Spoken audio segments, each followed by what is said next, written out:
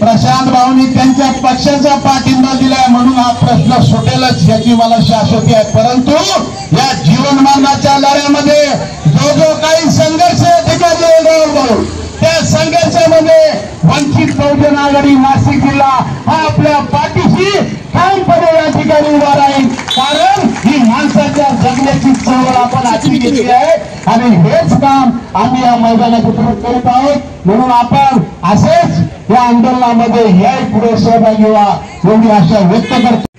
काय झालंय, संघर्ष आपल्या पंचमीला फुललेला।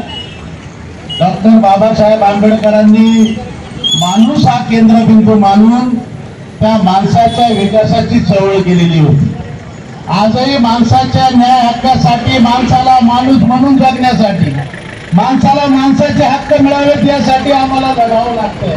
ही मोठी दुर्दैवाची बाब आहे। माझ्या माऊलीला सकाळी माझा पती घराच्या बाहेर गेलेला आहे, माझा मुलगा माझ्या घराच्या बाहेर गेलेला आहे, तो संध्याकाळी सुखरूप माझ्या घरी येतो की नाही या चिंतेनं या परिसरातले नागरिक त्रस्त झाले। मित्रांनो, अनेक घटना आपण बघितलेल्या असतील की या ठिकाणी हा रस्ता गॅजेट मध्ये घेतलाय सरकारनं।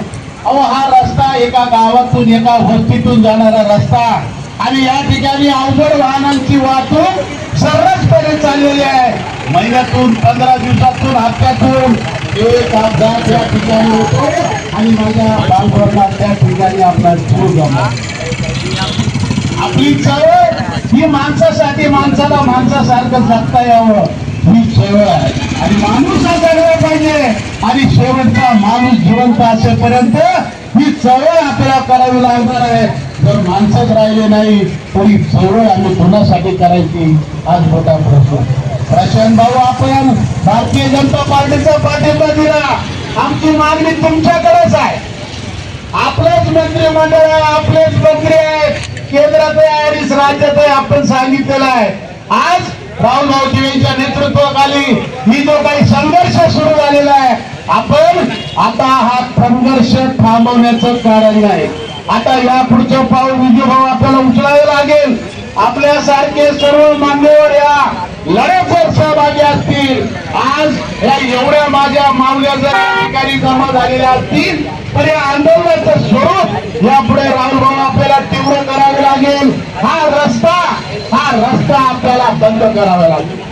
या रस्त्यात असं प्रिय आंदोलन यापुढे आंदोलन करावं लागेल। त्या सिग्नल पासून तर या आपल्या पुलापर्यंत एकही अवजड वाहन आपण यापुढे जाऊ दिलं पाहिजे हे आपण दक्षता घेतली पाहिजे।